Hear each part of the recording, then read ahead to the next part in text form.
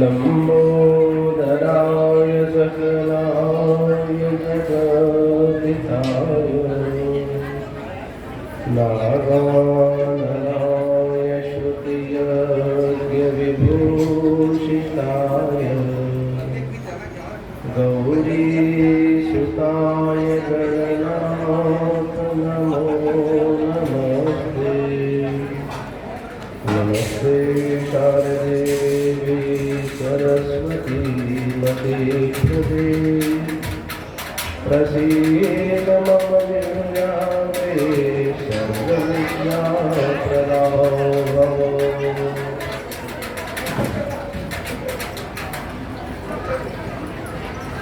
नारायणं नमस्कृत्य नरं चैव नरोत्तमं देवीं सरस्वतीं व्यासं ततो जयमुदीरये। कृष्णाय वासुदेवाय देवकी नन्दनाय च नन्दगोपकुमाराय गोविन्दाय नमो नमः। अनंत संसार समुद्रतारनौकायताभ्यां गुरुभक्तिदाभ्यां वैराग्यसाम्राज्यजपोजनाभ्यां नमो नमः श्रीगुरुपादुकाभ्यां।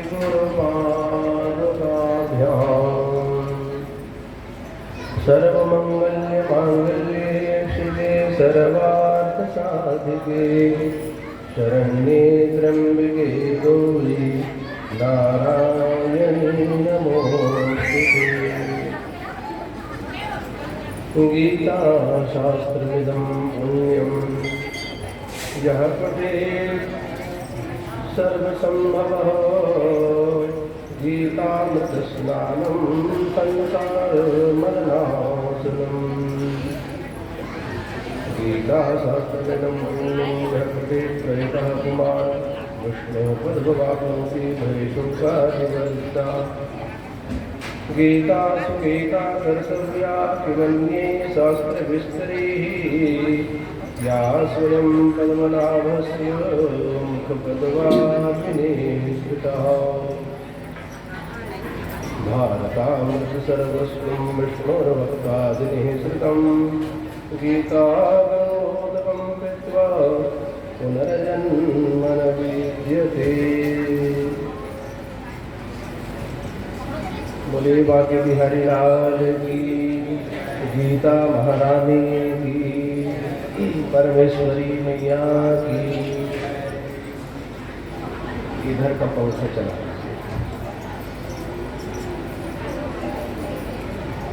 माता परमेश्वरी की असीम कृपा से पवित्र नवरात्र पर्व में श्रीमद् भागवत महापुराण ज्ञान यज्ञ सप्ताह का आयोजन श्री नोहर सिंह देवांगन जी के द्वारा किया गया। आज श्रीमद् भागवत कथा के पूर्ण होने पश्चात श्रीमद् भगवत गीता के पाठ एवं वाचन व्याख्यान की महिमा का वर्णन है। गीता क्या है? सब जानते हैं गीता बहुत आसानी से हम सबको प्राप्त है। दुकानों में भी हम गीता ले लेते हैं, किंतु गीता के पाठक कितने लोग हैं? गीता पढ़ने वाले कितने लोग हैं? गीता की महिमा इतनी विशाल है, किंतु हम कितना संकुचित गीता को कर दिए। भागवत कथा के पूर्ण होने के पश्चात गीता पाठ को विशेष महत्व दिया गया है। कहा गया है कि भागवत के बाद यदि गीता का पाठ हो तो भागवत की जो शेष कमियां हैं वो पूरी हो जाती है। प्रेम से बोलो श्री। इसलिए आज सुबह से ही गीता पंडित जी पूरा 18 अध्याय का पाठ किए और प्रवचन के रूप में सांकेतिक उसके सार तत्वों को बताने के लिए यहाँ पर चर्चा हो रही है।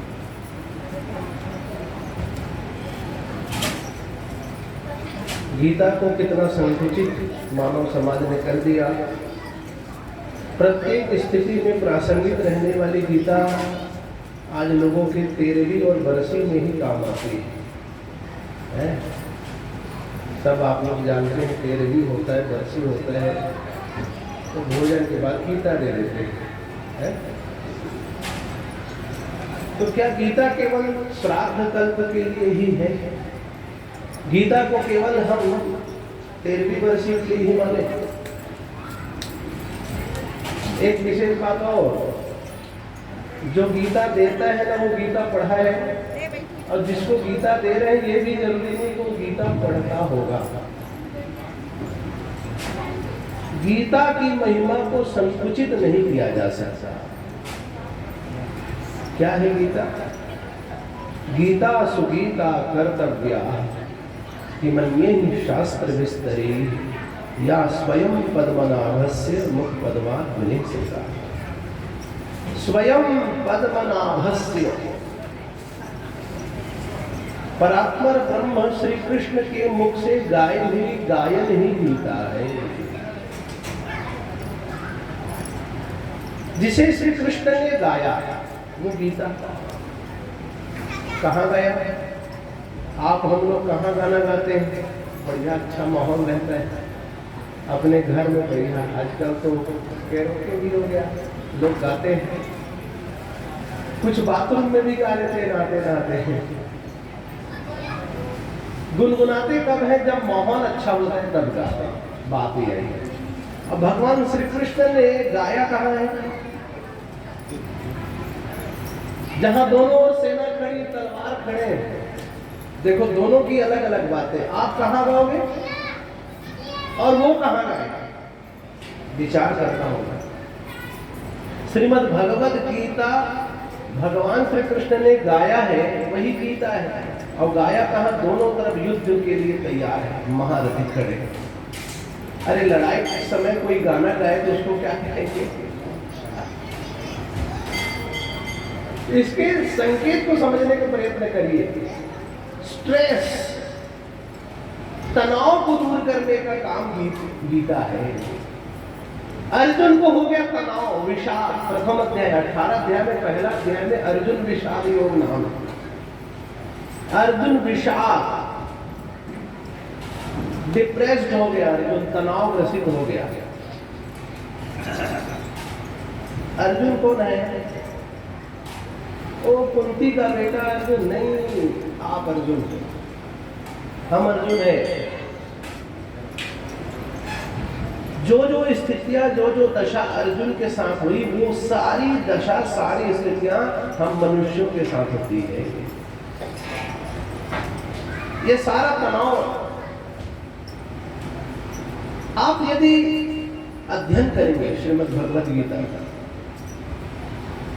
बहुत रहस्य छिपा हुआ है। लगेगा अरे अर्जुन नहीं भाई, मैं ही हूँ रामचरण, मैं हूँ। भगवान ने देखा कि अर्जुन परेशान है, व्याकुल है, तनाव से युक्त है, ये काम नहीं कर पाएगा। तनाव की स्थिति में हम कार्य नहीं कर पाते, करते भी हैं तो सफलता की गारंटी नहीं है। वो काम सिद्ध होगा इसका कोई प्रमाण नहीं दे सकते। उसके लिए आश्रय लेना पड़ेगा।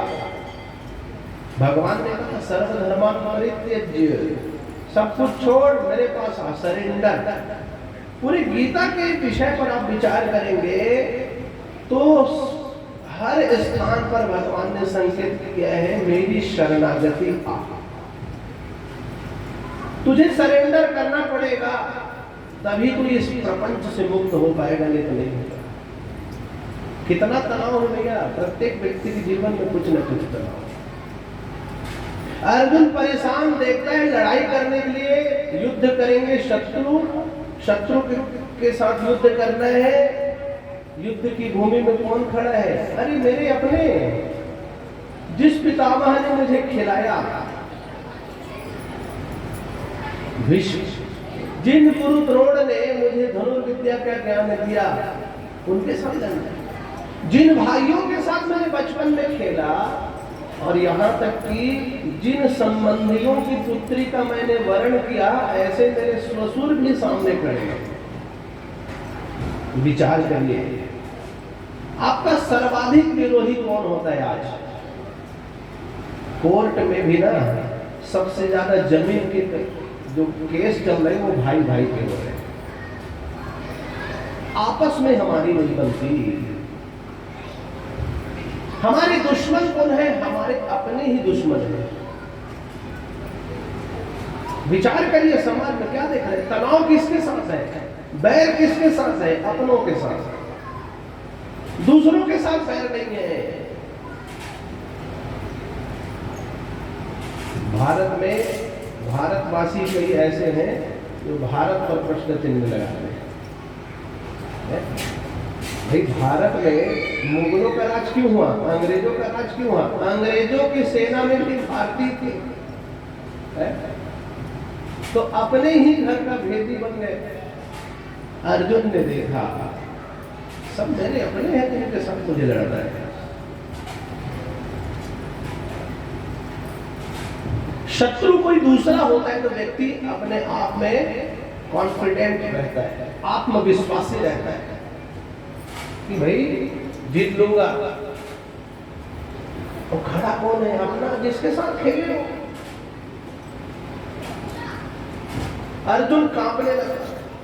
पहले तो अर्जुन ने क्या कहा था? बड़ी बात बोला, सेनयोर उभयोर मध्ये रथम स्थापयमेच्युत। हे अच्युत, मेरे साथ लड़ने के लिए कौन है? ले चलो मेरे रथ को, दोनों सेना के बीच में जाकर के देखूंगा कौन है। कितनी बड़ी बात अर्जुन ने कॉन्फिडेंट के साथ कही थी, पूरे विश्वास के साथ कही थी। लेकिन जब सेना के बीच में ले जाकर के अर्जुन के रथ को खड़ा किया तो हाथ से गांडीव छूटने लगा, शस्त्र छूटने लगे, कांपने लगा, शरीर रोमांचकारी हो गया, आंखों से आंसू की धार आ गई। क्या करूं? भगवान ने थोड़ा फिर संकेत किया, अरे धनुर्धारी महाबली अर्जुन, अभी तो तुमने कहा था कि मेरे शत्रु को जरा देखो जाकर के, यहां आते ही तुम कांपने लग गए। अर्जुन बहुत प्रकार से बातों को करता है, एक से दिव्य ज्ञान। देखो, जब किसी को कोई काम नहीं करना रहता ना तो वो बड़ा बड़ा ज्ञान देगा। तो अर्जुन ने बहुत बड़ी बड़ी बातें कही। अरे क्या बताएं मधुसूदन, इससे अच्छा है, मुझे नहीं चाहिए ये हस्तिनापुर का राज, ये भूमंडल का सुख मुझे नहीं चाहिए। मैं तो भिक्षा मांग करके जी लूंगा, लेकिन अपनों को कैसे मारूंगा? भगवान ने अर्जुन को कहा, यही पहले क्यों सोचा नहीं? ये विचार पहले तेरे मन में आने चाहिए। कंप्रोमाइज भी एक समय तक होता है, समझौता भी एक समय तक होता है। यदि ये विचार अपने घर में करता तो तेरी बात उचित थी, किंतु तू बात कहां कर रहा है? इतना बड़ा ज्ञान का बात कहां कर रहा है? युद्ध की भूमि में। असंभव। यदि इस भूमि से तू लौटेगा तो तुझे भीरू कहा जाएगा, नपुंसक कहा जाएगा, उलाहना देंगे। अर्जुन बड़ी बातें करने वाला चला गया, अपने आप को देखो। अर्जुन के माध्यम से भगवान श्री कृष्ण कह रहे हैं कि जैसे अर्जुन को मैंने समझाया, इसी समस्त जीवों को समझाता हूं। क्या समझाए भगवान? बोले फेस कर, प्रस्तुत हो, भाग मत। भगवान ने कहा यदि तू भागेगा तेरे नपुंसक कहेंगे, संसार में तेरी प्रतिष्ठा समाप्त हो जाएगी।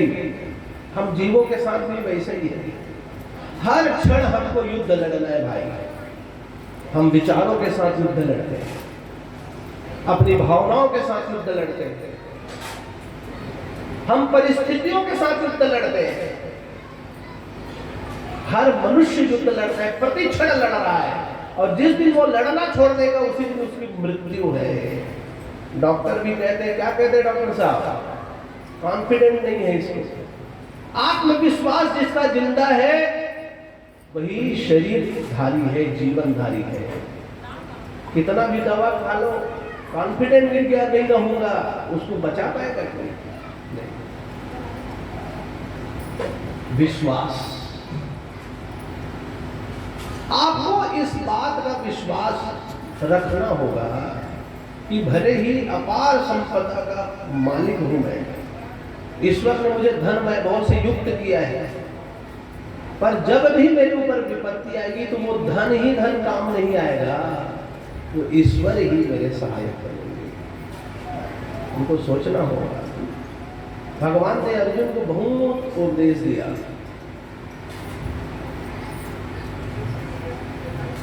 अर्जुन ज्ञान की बातें करते हैं। गीता के प्रथम अध्याय से लेकर 6 अध्याय तक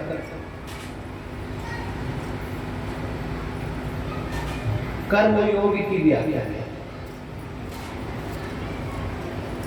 7वें अध्याय से 12वें अध्याय तक ज्ञान योग की व्याख्या है। और 13वें अध्याय से 18वें अध्याय तक भक्ति योग की व्याख्या है। 18 अध्याय है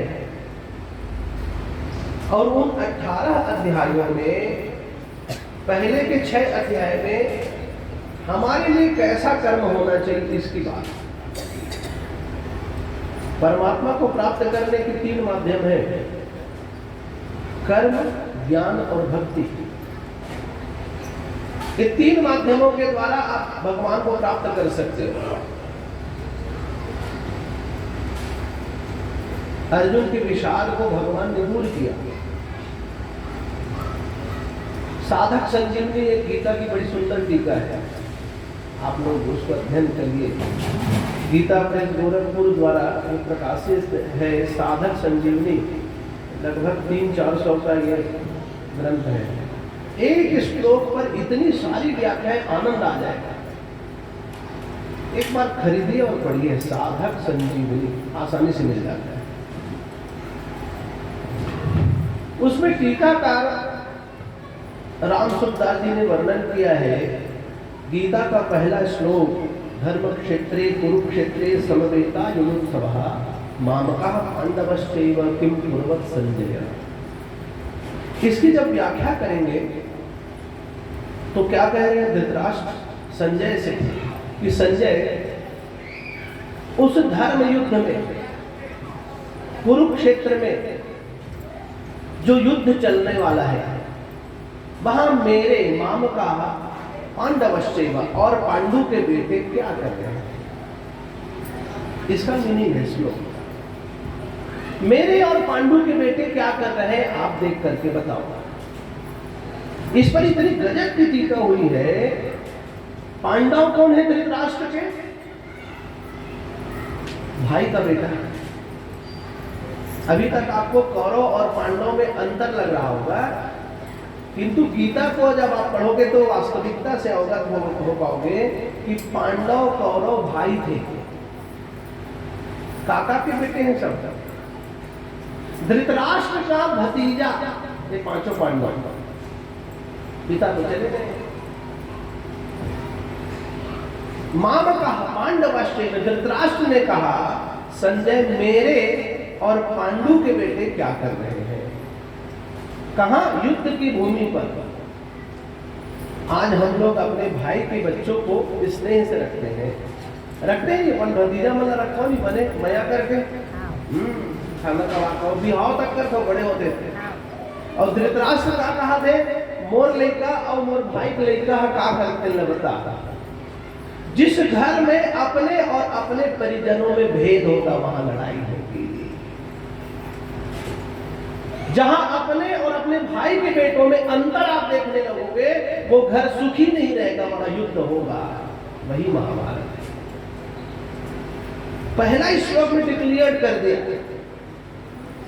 आगे तो बहुत विस्तार है। बड़ा आनंद है, एक एक श्लोक के पीछे इतना रहस्य छुपा है। और मुझे लगता है कि यदि हम सबको सफल होना हो, श्रीमद् भगवत गीता अवश्य पढ़नी चाहिए। क्योंकि प्रत्येक व्यक्ति आज परेशानियों से घिरा है, दुखों से घिरा हुआ है। उन दुखों का समाधान हम खोजते हैं। इस बाबा के पास जाए, उस बाबा के पास जाए, चमत्कार कर दो कुछ। अपने भाग्य की रेखाओं को, अपने कर्मों को हमको ही भोगना पड़ेगा। दुनिया कोई बाबा ठीक नहीं कर सकता, याद रखना। तेरे माथे की रेखा है, तेरे भाग्य को तुझको ही संवारना है।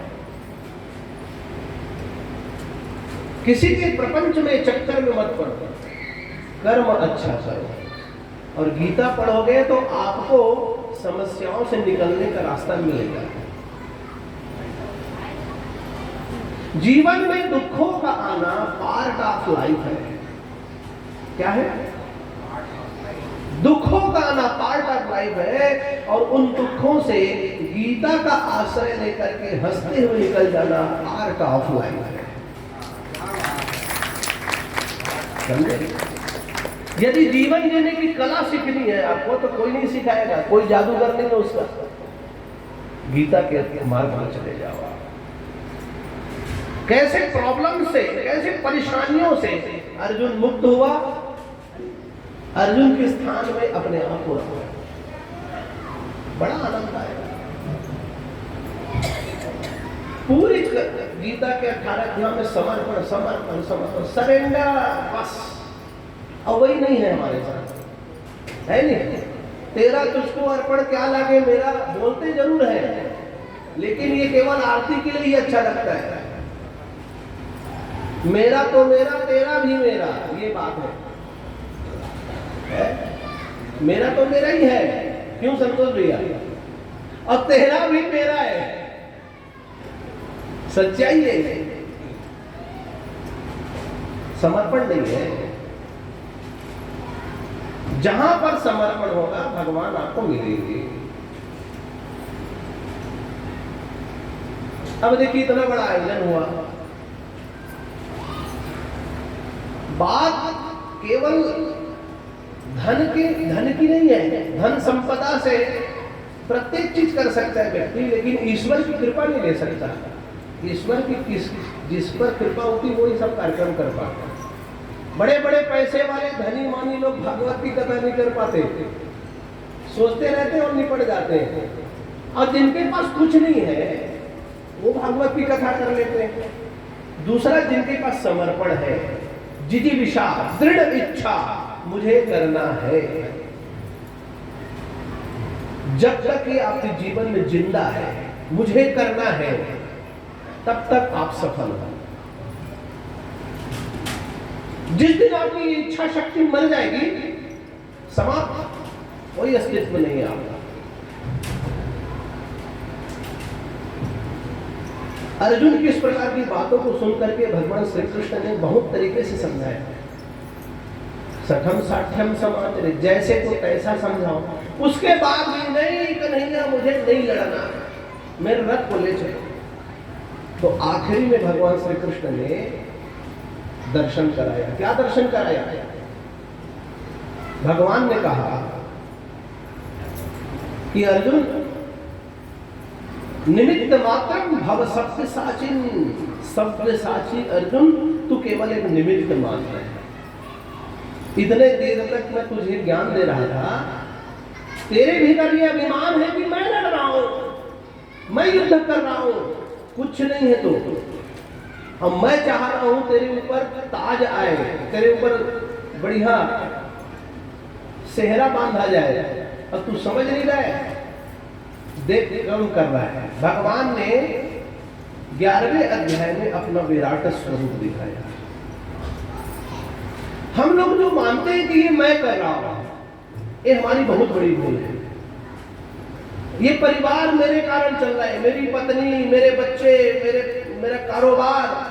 यदि मैं ना जाऊं तो मेरा काम नहीं होगा, बच्चे भूखे मरेंगे। इस मिथक में मत रहो, भ्रम में मत रहो।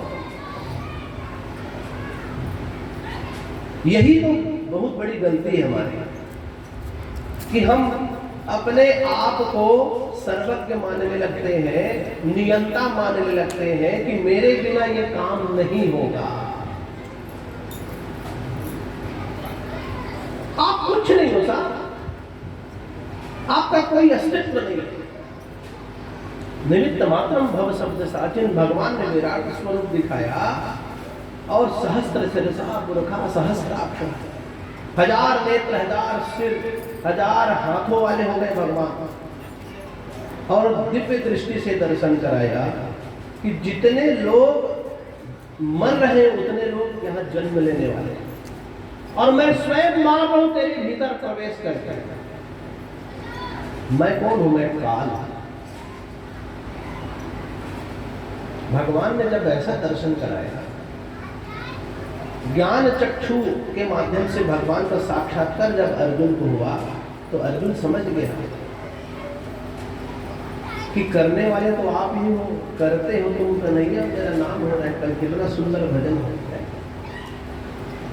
तो इस भ्रम में हम ना जिए कि करता मैं हूं, हम केवल निमित्त मान रहे हैं।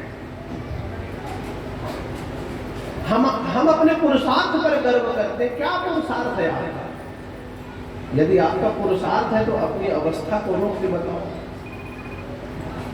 जो युवावस्था थे वो यौवन क्या सदा रहेगा?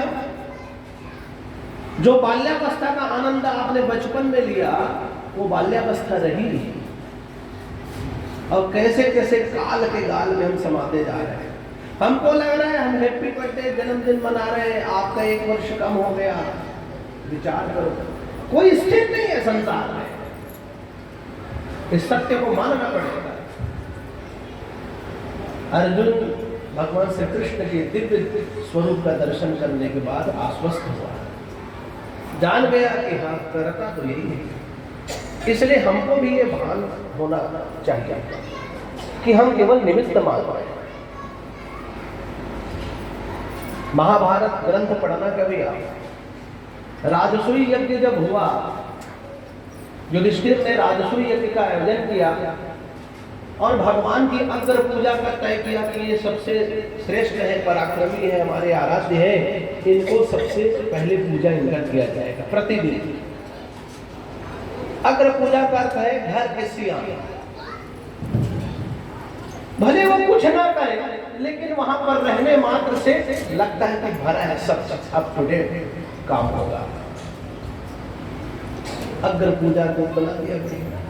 सबका काम भगवान श्री कृष्ण ने निर्धारित किया, प्रसन्नता से सबने काम ले लिया, कोई काम शेष ही न रहा। आखिरी में एक काम बचा। भगवान श्री कृष्ण के पराक्रम के कारण उनको आराध्य माना, अग्र पूजा का अधिकारी माना। भगवान ने सबको काम दे दिया और आखिरी काम अपने हाथ में लिया। क्या ये जितने अभ्यागत लोग आए हैं ये भोजन करेंगे, इनका पत्तल मैं उठाऊंगा मेरे कोटे में। ये विचार करना होगा, जो सबसे महान बनता है उसको सबसे छोटा काम भी करना पड़ेगा, तभी आपकी महानता है। भगवान श्री कृष्ण ने अतिथियों के भोजन के बाद पत्तल उठाए। उनके भीतर यह बात नहीं आई मैं द्वारकाधीश श्री कृष्ण अग्र पूजा यहाँ पर तो बिग बॉस में ही हूँ, मैं क्या इनका झूठा पत्तल उठाऊं, विचार नहीं आया। और हम लोग किसी कार्यक्रम में बुला लेते हैं, कहीं चले जाते हैं, थोड़ा बहुत पद प्रतिष्ठा धनमान आ गया, ईश्वर कृपा से कोई पददायित्व तो मिल गया, अपने आप को कितना बड़ा करते हैं। हमको लगता है कि बहुत सारे लोग हमारा स्वागत करेंगे। क्यों भाई? आपके कर्म ही आपको महान बनाएंगे। इसलिए गीता का आश्रय लेंगे तो निश्चित ही हम सबका कार्य सिद्ध होगा और हमें जीवन के प्रपंचों से मुक्ति मिलेगी। एक सच घटना बता रहे हैं आपको, सत्य घटना। क्यों आवश्यक है गीता आज के परिवेश में? इतने लोग हम लोग सुन रहे हैं, हम अपने घर में गीता का संकल्प कैसे लेंगे? कुछ तो बताना पड़ेगा अपने बच्चों को।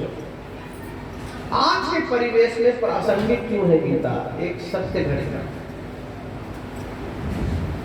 एक बहुत पढ़ा लिखा जेंटलमैन इंजीनियरिंग की खगोल विज्ञान की डिग्री लेकर के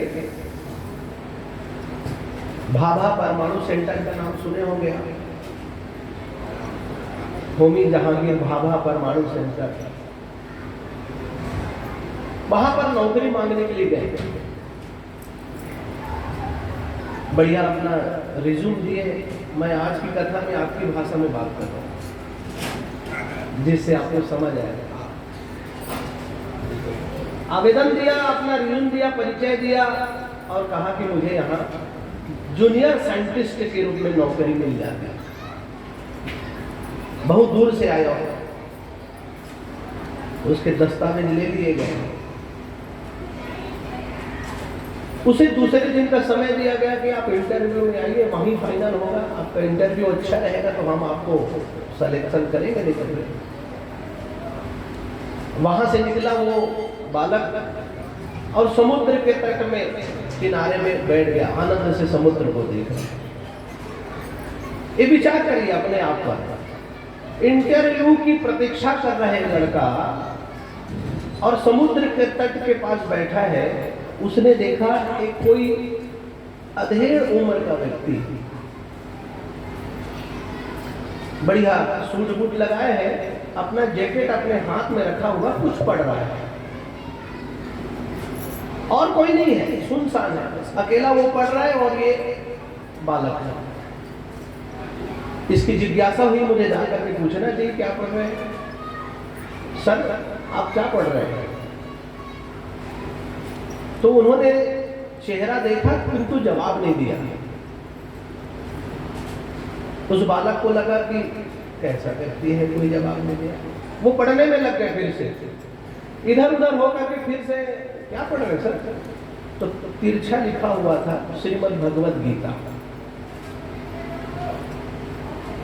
उन महापुरुष ने कोई जवाब नहीं दिया। बच्चे ने पुस्तक के किनारे में लिखा श्रीमद् भगवद गीता पढ़ लिया और कहा कि अच्छा गीता पढ़ रहे हो आप? कोई जवाब नहीं आया। तो ये बालक चिढ़ के क्या कहता है, आपके कारण ही हमारा देश उन्नति नहीं कर पा रहा है, आप जैसे लोगों के कारण हमारा देश पिछड़ रहा है, ऐसा बोला और किनारे में जाके बैठ गए। इनका गीता पाठ चल ही रहा है, बढ़िया सुंदर। थोड़ी देर में गीता कंप्लीट हुई, गीता को बंद किया और थोड़ी देर समुद्र को निहारा। लड़का देख रहा है, प्रतीक्षा कर रहा है कि कुछ तो बोलेंगे, इतना मैंने कुछ बोल दिया, अभी तक कोई जवाब नहीं आया। प्रत्येक एक्टिविटी, प्रत्येक क्रियाओं को देख रहे होंगे। समुद्र की ओर जब देखने लगे वो सज्जन खड़े हो गए। जैसे ही खड़े हुए तो रोड में लगभग 12-15 गाड़ियों का काफिला आया। अब ये व्यक्ति जो लड़का बोला था इसको तो काटो तो खून नहीं, परेशान कहाँ भैया मैं किसको बोल दिया, इतनी लंबी गाड़ियां आ रही है। जैसे ही ये खड़े हुआ है 12 गाड़ियों का काफिला आकर के रुक गया किनारे में।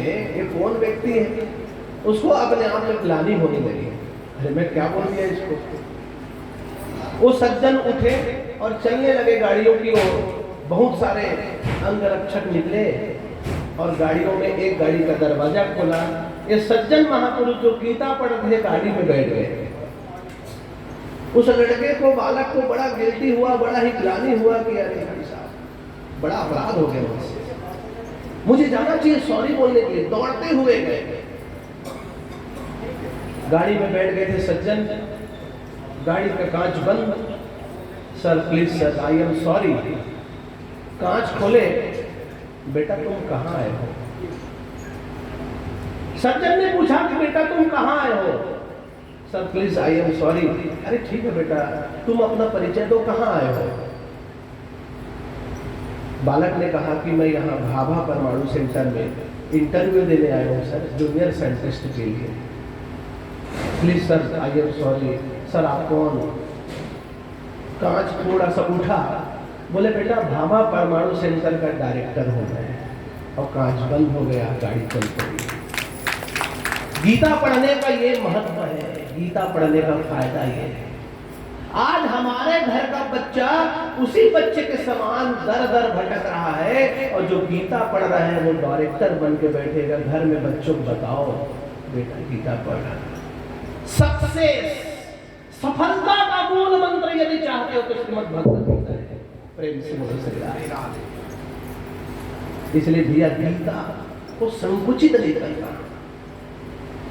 आज भागवत कथा के दूसरे दिन अंतिम दिन गीता पर जो व्याख्यान हुआ, इसमें कुछ लेके जाओ। अपने घर संकल्प करो कि आज से मैं अपने घर गीता पढ़ूंगा, अपने बच्चे को, अपने बेटे को सक्सेस होना है, सफलता की ओर देखना है, तो उसको बोलूंगा गीता पढ़ने। एक अध्याय का पाठ करो, एक अध्याय ना कर सको तो एक श्लोक का पाठ करो, उसको मीनिंग करो, व्याख्या देखो और काम पे लगो। देखिए थोड़े दिनों बाद आपके जीवन में परिवर्तन आएगा और साधक संजीवनी ग्रंथ अवश्य ले लो। जब कभी भी आपके पास समय मिलेगा, एक पन्ना पलटा करके देखना, और जिस दिन एक पन्ने का रहस्य समझ आ जाएगा, उस दिन मुझे फोन करना कि आचार्य जी आपने जो ग्रंथ कहा था उस ग्रंथ से हमको कुछ मिल गया। यदि आपके जीवन में सुधार हो गया, आपके जीवन में सफलता आने लग गई, तो श्रीमद् भगवत गीता के पाठ और आज के व्याख्यान की सफलता यही है। बोलो गीता महारानी की। इसलिए संकल्प ले, गीता का अध्ययन हम प्रतिदिन करें। देखिए गीता पर तो 5-5 दिनों तक व्याख्या होती है, और 1 घंटे में गीता का पाठ का सारांश बताना है, हमारे लिए चुनौती हो जाती है। इतना विस्तार वाला ग्रंथ को कैसे घंटे में सिमटा है। गीता पर अगहन महीना के शुक्ल पक्ष एकादशी को गीता जयंती मनाई जाती है। उस दिन बहुत कार्यक्रम होता है, गीता पर व्याख्यान भी होता है। तो थोड़ा सा विचार करें, जीवन में गीता को अपनाएं। समय सीमा बहुत कम है, सांकेतिक रूप से आपने गीता के महिमा और गीता पाठ की विशेषता को बताए हैं। तो संकल्प लेके गीता का पाठ हमको नित्य करना है। इस भ्रम में ना रहे कि गीता केवल आखिरी समय में सुनना है। किसी अचानक कभी बोल दो गीता के लिए जा रहे हैं, घर में कोई चर्चा होती है और कोई सज्जन आते हैं ज्योतिष पर विचार के लिए आते रहते हैं दिन में शाम को, और मैं गीता करने जा रहा हूँ, तो वो क्या पूछते महाराज कौन जाने वाला है। तो ये भ्रम है, ये मिथक है कि गीता केवल अंतिम समय में ही सुनाई जाती है। बहुत सारी ऐसी बातों को हमारे अंतर मन में घर कर दिया गया, जैसे महाभारत ग्रंथ का रखना, गीता का सुनना, ये केवल अंतिम में है, महाभारत नहीं रखना चाहिए, ये केवल अफवाह है, ये केवल वातावरण बना दिया गया है। इसलिए गीता को भगवान श्री कृष्ण की दिव्य वाणी मान करके उसके आश्रय रहेंगे तो निश्चित रूप से हमको सफलता मिलेगी। यही एक ऐसा ग्रंथ है जो भगवान श्री कृष्ण ने गाया है और वो हमारे पास उपलब्ध है। अन्य ग्रंथ तो प्राप्त है ही है, किंतु साक्षात भगवान के मुख से निकली हुई वाणी गीता के रूप में। इसलिए गीता को जीवन में उतारे और जीवन में सफलता की ओर अग्रसर हो जाए, यही मैं आप लोगों से मंगल कामना करूंगा। बोलिए गीता महारानी की, माँ के बिहारी लाल की, परमेश्वरी मैया की। और अपने श्री नोहर सिंह देवांगन जी को बहुत साधुवाद दूंगा कि आपने अपनी निष्ठा से, अपने संकल्प से, जिनकी स्मृति में यहाँ भागवत कथा का आयोजन किया, अपनी पत्नी और अपने पुत्र की मंगलमय स्मृति में भगवान श्री हरि उनको शाश्वत अपने श्री चरणों में स्थान दे। इनके परिजनों, इनके बेटी दामाद ने भी बढ़ चढ़ के इनकी सहभागिता की, सहयोग किया, सहित सामाजिक भाई बंधु और सबने प्रत्यक्ष अप्रत्यक्ष रूप से इस भागवत की धर्म यात्रा में इनके सब सहभागी बने। भगवान की कृपा आप सब पर बने, आपके मन में भक्ति भाव जगे, भगवान के प्रति आस्था जगे और आपका उत्कर्ष हो, यही मैं मंगल कामना करता हूँ। बोलो बांके बिहारी लाल की। चलिए अब गीता चढ़ाने की परंपरा है, तो गीता